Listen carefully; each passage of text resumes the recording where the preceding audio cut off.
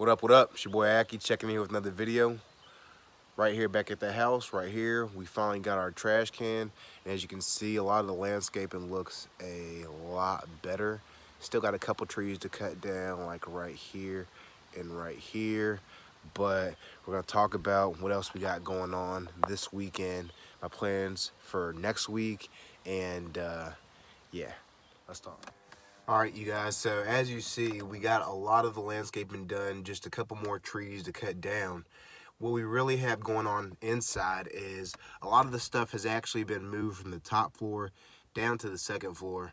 We're moving all of the trash down to the second main level floor, and we have a big dumpster. Gonna go ahead this weekend and get a lot of the things out of the house. At that point, once the main floor is clear, we're going to go ahead and start calling realtors, getting them to walk the property and letting us know, what exactly we have on our hands. Now, our estimation is that we should be able to get anywhere from 220 to 250, just from what has sold in the area, like kind of property and what else the property needs. There is cosmetic repairs that could be made outside in terms of paint, paint inside, etc. But we're going to try to sell it as is and see if there's a buyer out there for that type of product. If not, then we will make the small renovations that there are to be made. Definitely not going to take it the full mile like we would on a regular remodel. But yeah, just a really quick update. Just out here at the property, thought I'd shoot something real quick. Then you guys know what I'm going to be up to this weekend. Pretty much going to be guiding the few guys that I have clean out this property.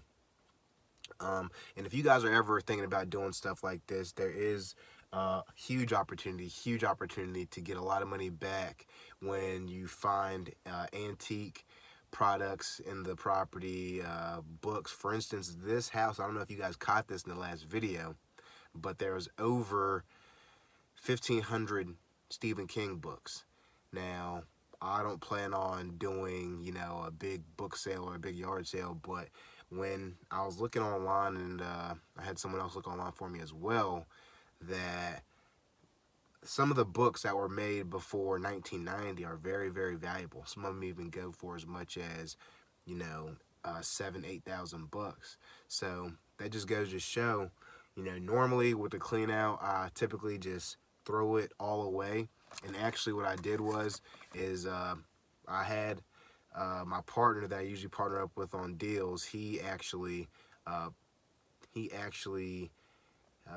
just gave the suggestion to for me not to look for anybody else to clean out the property, just because the people that he uses typically for his clean outs that he does solo really works out real well for him. They're very reliable. They even at one point in time gave him just stuff that they found on the property, whereas if you use somebody that isn't in-house necessarily, you don't necessarily get everything out of the house that could be valuable.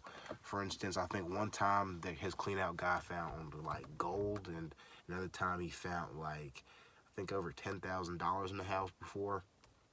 So whenever you buy a house, you do buy as is, and when you're doing these clean outs, you got to make sure that you can keep your costs as low as possible, but at the same time, whenever you clean these properties out, there is valuable stuff in there. So I got a bunch of tools that I didn't have before. Not that I'm necessarily, a contractor. I am an investor. So at some point in time, some of these tools are going to come in handy. At some point down the line, I'm going to need some of these things.